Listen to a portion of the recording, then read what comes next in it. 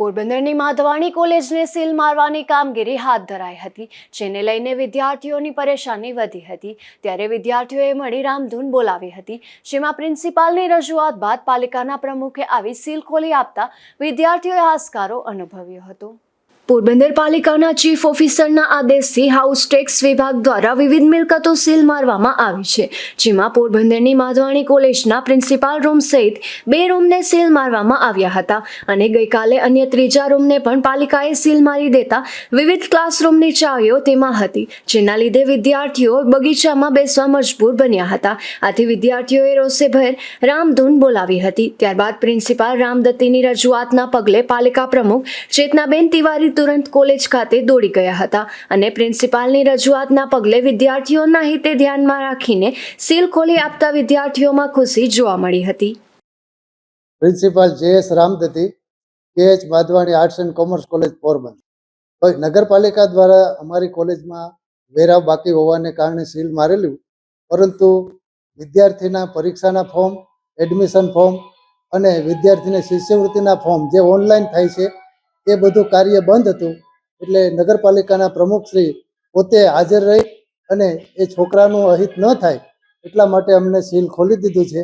એટલે અમે નગરપાલિકા અને સર્વેનો આભાર માનીએ છીએ। Thank you.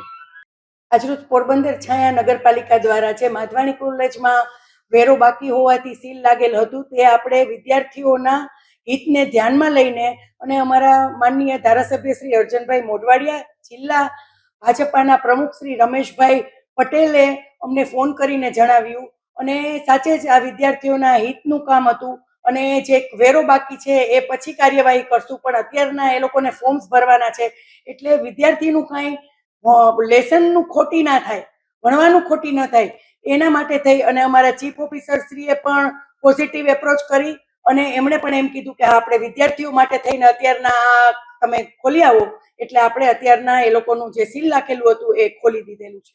એ ઓફિસમાં કાર્યરત નથી, કારણ કે આગળથી બંધ હોય તો કોઈ બીજા જે મળવા આવતા હોય એ ન આવી શકે। વચમાંથી ડોર હતો, ત્યાં એ લોકોને સ્ટેમ્પ પડ્યા હોય, બીજા ડોક્યુમેન્ટ્સ પડ્યા હોય, એ લોકોને બાળકોના ફોર્મ ભરવામાં યુઝ કરવા માટે થઈને એવું પ્રિન્સિપલે કીધું તમે એ ડોક્યુમેન્ટ્સ અને સ્ટેમ્પ પેપર કાઢવા માટે થઈને થોડીક વાર માટે ટેમ્પરરી ખોલતા હતા। એ ઓફિસ સ્ટુડન્ટના હિત માટે થઈને જો ફોર્મ્સ ભરવાના હશે ને સ્ટેમ્પ બાકી હશે એટલી વાર કાર્યરત રહેશે। મારું નામ નકુમ શીતલ છે। હું M.Com સેમ 4 માં અભ્યાસ કરું છું। આજે BBA વાળાની એક્ઝામ ફોર્મ ભરાતા હતા, તેના લીધે નગરપાલિકા સીલ કરી ગયા હતા, જેના લીધે એ ફોર્મ અટક્યા હતા અને પ્રિન્સિપાલે નગરપાલિકાને વિનંતી કરી કે અમારા સ્કૂલના સ્ટુડન્ટને કંઈ નુકસાન ન થાય એટલા માટે સીલ ખોલી હતી અને પ્રિન્સિપાલની ભલામણથી આ સીલ ખોલી ગયો। હવે વહેલી તકે નગરપાલિકાને વેરો ભરવા નમ્ર વિનંતી।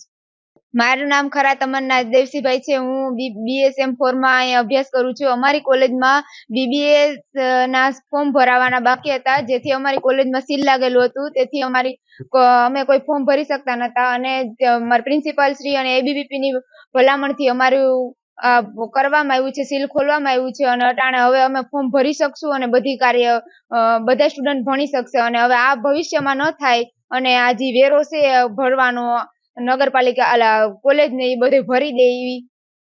પોરબંદર પાલિકા દ્વારા ફરજના ભાગરૂપે કોલેજમાં સીલ મરાયું હતું, ત્યારે વિદ્યાર્થીઓએ કોલેજના બદલે આ કોલેજ જે ટ્રસ્ટ દ્વારા સંચાલિત છે તેની ઓફિસે રામધૂન બોલાવી અને વેરો ભરવા અથવા પાલિકા સાથે મળી કોઈ રસ્તો કરવા રજૂઆત કરવી જોઈએ તેવી ચર્ચા પણ કોલેજમાં જોવા મળી હતી। નિપુલ પોપટ સાથે અશોક થાનકી, ગુજરાત ન્યૂઝ, પોરબંદર।